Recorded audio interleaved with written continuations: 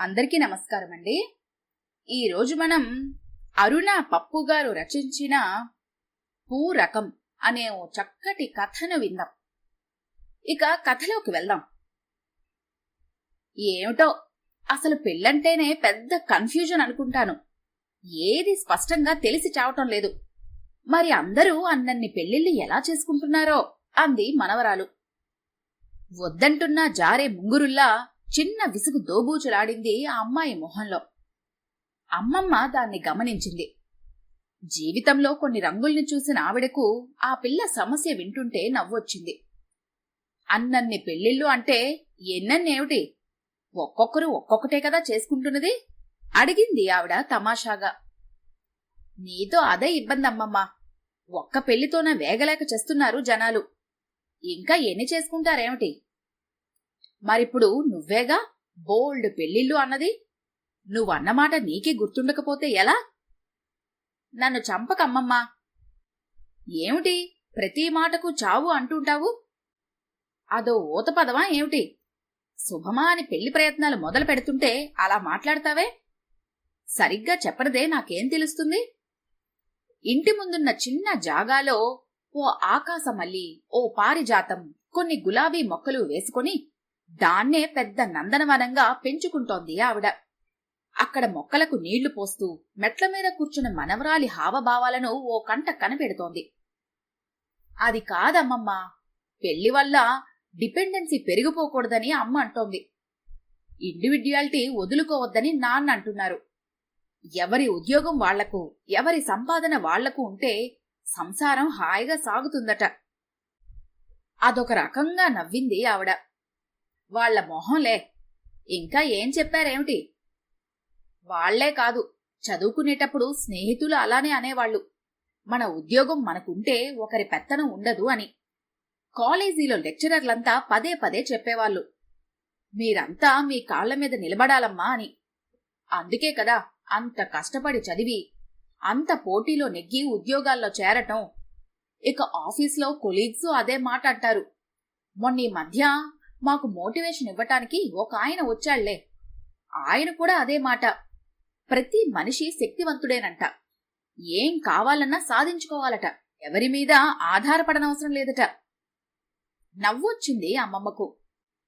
ఏవైపు నడిపిస్తున్నారు యువతరాన్ని ఈ మాటలతో? మరింకే, ఎవరి పని వాళ్ళకిచ్చేస్తే చాలు కదా. ఎవరికి వారు ఆ కంప్యూటర్ల ముందు టిక్కు టిక్కు లాడించుకుంటూ పని చేసుకుంటారు. టీములు, టీమ్ స్పిరిట్లు ఇవన్నీ అనవసరం కదా. ఎవడి బాక్సు వాడు తినేసి ఇంటికొచ్చేస్తే సరి. అంతా మీ నాన్న పద్ధతిలోనే వెళుతోంది ప్రపంచం. మనవరాలికి కోపం వచ్చింది. నువ్వు మా నాన్ననంటున్నావా? ప్రపంచాన్ని తిడుతున్నావా? అంటూ అమ్మమ్మ మొహంలో చిలిపిదనం చూసి తను నవ్వేసింది. ఏమిటో ఈవిడి స్పందన దేనికైనా చిత్రంగానే ఉంటుంది అనిపించింది ఆమెకి. నా సంగతి ఎందుకుగాని, వాళ్లందరూ అలా ఉంటే నువ్వు ఏమనుకుంటున్నావు? అడిగింది అమ్మమ్మ. ఏంటమ్మమ్మా నువ్వు? ఏది సరిగ్గా సమాధానం చెప్పవు. ఈసారి మనవరాలి మొహంలో విసుగు స్పష్టంగానే కనిపించింది. కింద పడిన ఆకాశమల్లె పువ్వులను ఏరి వెదురుబుట్టలో వేస్తూ, సమాధానాలు రెడీమేడ్గా ఉండవు తల్లి. మనకు నప్పే సమాధానాలు మనమే వెతుక్కోవాలి. ఇంతకు నీకేమనిపిస్తుందో చెప్పడం లేదు నువ్వు అందావిడ అదే నవ్వుతో. వాళ్లందరూ చెప్పేది సరిగానే ఉందనిపిస్తోంది. కాని ఏదో లాజిక్ మిస్ అవుతోందమ్మమ్మా. అదేమిటో తెలియటం లేదు. అవునా? ఇంతకు మీ అత్త ఇంట్లో 4 రోజులుండొచ్చావు కదా. అక్కడేం చేశావో చెప్పు. చిన్నప్పుడు నీ పాదాలు కింద పెడితే కందిపోతాయేమో అన్నట్టుగా చూసేది మీ అత్త నిన్ను. ఇప్పుడు అలానే చూసిందా? అడిగింది అమ్మమ్మ. నాకేదో అర్థమయ్యే కానట్టుగా ఉంది వాళ్ళ వ్యవహారం. మా ఇంట్లో ఉన్నంత హడావిడి ఏమీ లేదు. ఏదో చాదస్తం మనుషులా ఉన్నారు చూడబోతే. చాదస్తం అంటే ఏమిటో వివరంగా చెప్తే కదా తెలిసేది. ఏరిన పూలబుట్ట పక్కన పెట్టేసి మనవరాలి చేతులకు గోరింట పెట్టడం మొదలుపెట్టింది ఆవిడ. నీకు మా మేనత్త మావయ్యలు తెలియదా?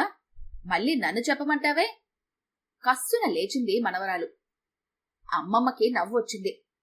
తన కూతురి ఆడపడుచు కుటుంబం తనకు తెలియకపోవడమే తెలుసు. కాని తనకు అర్థమైన తీరు వేరు. ఈ కాలం పిల్లలకు వాళ్ళెలా అర్థమయ్యారో తెలుసుకోవాలి. ఏమిటో అమ్మమ్మ, నేనొకరోజు బీరకాయ కూర చేశాను. మీ అత్త చేసిందే కూర ఇంకెవ్వరు చేసినా అలా రాదు అంటాడు మామయ్య.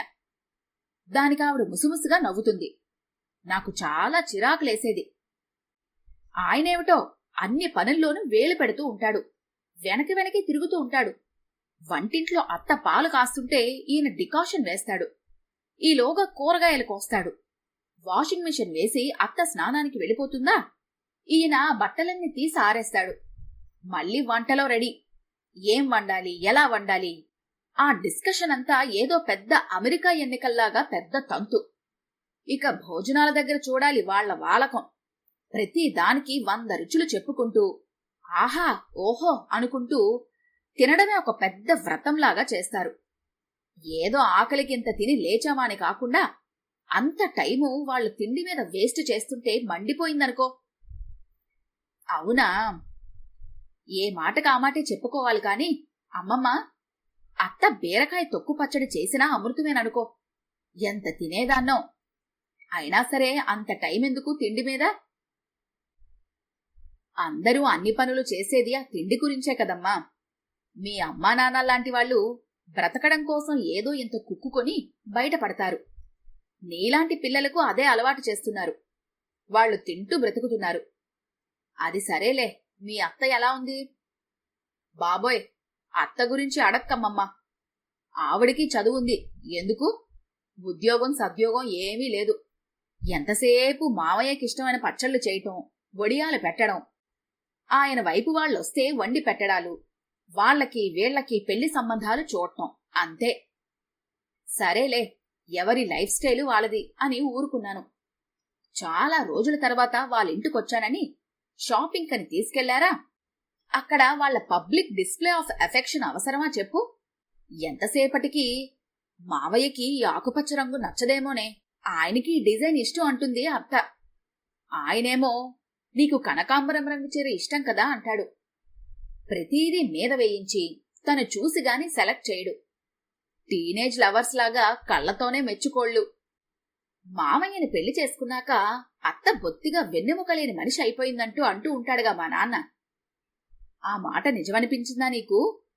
అల్లరిగా అడిగింది అమ్మమ్మ. కొంచెం చిరాకేసిందనుకో, కాని పూర్తిగా కోపం రాలేదెందుకో మరి.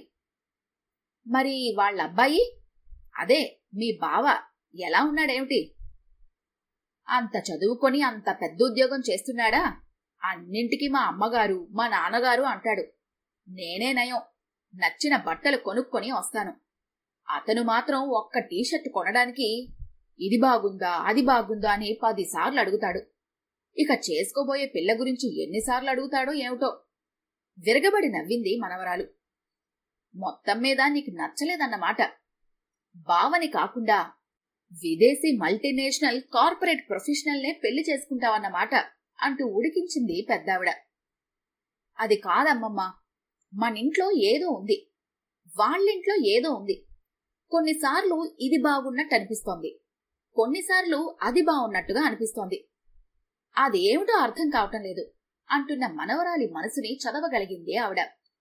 కాని మనసుకు హత్తుకునేటట్లు ఈ పిల్లకు చెప్పడం ఎలాగోలా చెప్పాలి. కూతురు పోగొట్టుకున్న జీవితం మనవరాలు పోగొట్టుకోకూడదు. అది సరే, ఫేస్బుక్లో వాట్సాప్లో అంతంతసేపు ఏం చేస్తుంటావు నువ్వు? షేరింగ్ అమ్మమ్మా. మనం ఎక్కడికి వెళ్ళినా, ఏం తిన్నా, ఏం చేసినా ఫ్రెండ్స్తో షేర్ చేస్తాం. వాళ్ళకవి నచ్చితే లైకులు కొడతారు, కామెంట్లు పెడతారు. ఓ, దాంతో ఏమొస్తుంది? అదేంటమ్మమ్మా అలా అంటావు? మనం షేర్ చేస్తే వాళ్ళు చూసి సంతోషిస్తే మనకు సంతోషమే కదా. వాళ్ల సంతోషం కోసమే నువ్వు షేర్ చేస్తున్నావు అన్నమాట. చిచి, అలా ఎందుకు చేస్తాము? మనకు నచ్చినవే చేస్తాము. కాని మన ఫ్రెండ్స్తో పంచుకుంటే, వాళ్లకి నచ్చితే, వాళ్ళు వాళ్ళ అభిప్రాయాలు చెబితే బావుంటుంది కదా. మరి మీ అత్త చీర కొనే ముందు మావయ్యకు చూపిస్తే, మీ బావ టీషర్ట్ బావుందని వాళ్ల అమ్మా నాన్నలని అడిగితే, చేసిన వంట బావుందా లేదని ఒకరికొకరు చెప్పుకుంటే అదంతా షేరింగ్ కాదా? మనవరాలు నిశ్శబ్దమైపోయింది. ఏదో అర్థమవుతున్నట్టుగా ఉంది ఆమెకి. చూడు తల్లి, భార్యాభర్తలు ఒకరి మీద మరొకరు ఆధారపడటం తప్పన్నది మీ నాన్న సిద్ధాంతం. ఏ సంఘటనలు ఆయనలో ఆ భావాన్ని నాటాయో మనకు తెలీదు. పెళ్లైన కొత్తలోనైనా కలిసి ఒక సినిమా చూసేవారు కాదు. హోటల్కెళితే ఎవరికి నచ్చిన ఐటమ్స్ వాళ్ళు ఆర్డర్ చేసుకోవాలి. తనకు నచ్చిన బట్టలు తాను కొనుక్కుంటాడు. మీ అమ్మకు నచ్చినవి మీ అమ్మను కొనుక్కోమనేవాడు. ఎవరి కారు వాళ్లది, ఎవరి ఉద్యోగం వాళ్లది, ఎవరి జీతాలు వాళ్లవి, ఎవరి ఇన్స్టాల్మెంట్లు వాళ్లవి. వెళ్లే దారి ఒకటే అయినా సరే కలిసి వెళ్లడానికి ఆయన ఇష్టపడడు. ఒకసారి దింపితే మరోసారి అలవాటైపోయి అడుగుతారని అట. ఇంట్లో పనులంటావా, ఆయన బట్టలు ఆయన ఉతుక్కుంటాడు. వండి డైనింగ్ టేబుల్ మీద పెడితే తనకు నచ్చినప్పుడు తింటాడు. ఇద్దరూ కూర్చొని తినటం నేనైతే ఇప్పటిదాకా చూడలేదు. ఏదో పరుగు పందెంలో వెనకబడిపోకూడదన్నట్టుగా పరిగెత్తడమే అతని పని. తనతో పాటు మీ అమ్మని పరిగెత్తమన్నాడు. అదంతా నిజమే అయినా మా నాన్న గురించి నువ్వు అలా చెబుతుంటే నాకెందుకో నచ్చటం లేదామమ్మా. మరి అమ్మ కూడా అలానే ఉంటుంది కదా. ముందు అలా ఉండేది కాదు. తనకి నచ్చినవన్నీ అతనికి చెప్పాలని, అతనికి నచ్చినట్టు తానుండాలని, ఇద్దరూ కలిసి కబుర్లు చెప్పుకొని, వండుకొని, తిని, తిరిగి ఇలా ఏవో తియ్యటి ఊహలుంటాయి కదా, అవేవీ లేవని కొన్నాళ్లు బాధపడింది. హాస్టల్లో రూమ్మేట్లతో ఉంటున్నట్టుగా ఉంటుంది గాని కుటుంబం అంటూ ఒకటే ఉన్నట్టుగా లేదమ్మా అంటూ చెప్పుకొని ఏడ్చేది. కాని అలా మెలగకపోతే బంధమే తెగిపోతుందని నెమ్మదిగా మీ అమ్మ కూడా ఆయన దారిలోనే నడిచింది. నెల జీతం రాగానే లాక్కొని ఖర్చులకు 500 చేతిలో పెట్టే మగవాళ్లకన్నా, దొంగతనంగా ఫోన్లు చెక్ చేసేవాళ్లకన్నా, మాసిపోయిన బట్టలు బాత్రూముల్లో పడేసేవాళ్లకన్నా, వంటకు 1000 వంకలు పెట్టి తిట్టేవాళ్లకన్నా ఈ పద్ధతి కాస్త నయమేలేమ్మా అని సర్దుకుపోయింది. మరంతా బాగానే ఉందిగా అడిగింది మనవరాలు. అడిగాక తన ప్రశ్నలో వెలితేమిటో మెరుపు మెరిసినట్టుగా తెలిసింది ఆమెకి. ఒక వయసు తర్వాత జీవితం కొంత బాధ్యతను మోపుతుందమ్మలు. దానికోసమే తోడంటూ పెళ్లి చేసుకునేది. ఆ ప్రయాణంలో మంచి చెడు, కష్టం సుఖం, ఇష్టం అయిష్టం అన్నిటినీ చెరిసగం పంచుకుంటే ఎంత బావుంటుందో ఊహించి చూడు. ఒంటరిగా లాగలేమా అంటే లాగుతాము, కానీ అదెంత కష్టమో ఆలోచించు. Inter dependency is higher value than independency అని అర్థం చేసుకుంటే బావుంటుంది కదా. ఒకరితో కలవకుండా, ఒకరి సాయం లేకుండా బ్రతుకు వెళ్లటం అయ్యే పనేనా? ప్రపంచం అట్లా నడవగలదా చెప్పు? అది కాదమ్మమ్మా, వాళ్ళిద్దరూ తోకల్లాగా ఒకరి వెనకొకరు తిరుగుతుంటారు అస్తమానం. ఎందుకు బోరు కొట్టదో మరి. కాస్తైనా స్పేస్ లేకుండా ఉండటమా పెళ్ళంటే? నేను అలా అనటం లేదు. ప్రతి బంధంలోనూ స్వేచ్ఛ ఉండాలి, స్పేస్ ఉండాలి. అప్పుడే అది ఆరోగ్యంగా ఎదుగుతుంది. భార్యాభర్తలే కాదు, ఎవరైనా ఇద్దరు మనుషులు కలిసి ఉండాలంటే అభిరుచుల్లో తేడాలను గుర్తించి గౌరవించాలి. అందుకే మీ అత్తకిష్టమైనది కొనుక్కోమని మావయ్యకు నచ్చినదే చెయ్యాలని అత్తయ్య ఆలోచిస్తున్నారు. అది స్వేచ్ఛ కాదంటావా? అంతేకాని ఎప్పటికీ ఎవరిష్టం వారిదేనంటూ రైలు పట్టాలా కలవకపోవడాన్ని స్పేస్ అంటారా? అసలు స్వేచ్ఛ, ఆధారపడటం రెండూ వ్యతిరేక విషయాలని ఎందుకు అనుకుంటున్నావు? తీపి, పులుపు, ఉప్పు, కారం ఇవన్నీ ఒకదానికొకటి వ్యతిరేకాలా? పూరకాలు అని ఎందుకు అనుకోవు? ఒకటి ఇంకో దాన్ని తగ్గించదమ్మలు, బ్యాలెన్స్ చేస్తుంది. అవి సరైన నిష్పత్తిలో పడితే బ్రతుకు పండుతుంది. ఆ రెసిపీని మనమే జాగ్రత్తగా తయారు చేసుకోవాలి. ఎందుకో అమ్మమ్మ కళ్ల నుంచి 2 నీటి బొట్లు జారి మనవరాలి చేతుల మీద పడ్డాయి. అది చూసి మనవరాలి కళ్లల్లోనూ నీళ్లూరాయి. ఇందాక అన్నావే షేరింగ్ అని, మీ నాన్నకు ఆ రుచి తెలియదు, మీ అత్తామామలకు తెలుసు. కొడుక్కి కూడా దాన్ని నేర్పించారు. పరుగెత్తి పాలు తాగే కన్నా ప్రతి క్షణాన్ని పదిలపరుచుకోవటం ముఖ్యం అనుకుంటే మీ బావను పెళ్లి చేసుకో. నీ డబ్బు, నీ ఇల్లు, నీ ఈఎంఐలు అనుకుంటావా? ఇవాళ రేపు అలా అనుకునే కుర్రాళ్ళు బోలెడు మందున్నారు. ఆ పైన నీ ఇష్టం. కళ్ళు తుడుచుకొని చెప్పింది అమ్మమ్మ. గజిబిజిగా ఉన్న లెక్కల సూత్రమేదో విడిపోయినట్టుగా తేటగా నవ్వింది మనవరాలు. ఈ కథ గనుక మీకు నచ్చినట్లయితే లైక్ చేయండి, షేర్ చేయండి. మరిన్ని ఇంట్రెస్టింగ్ కథల కోసం మా ఛానల్ని తప్పకుండా సబ్స్క్రైబ్ చేసుకోండి.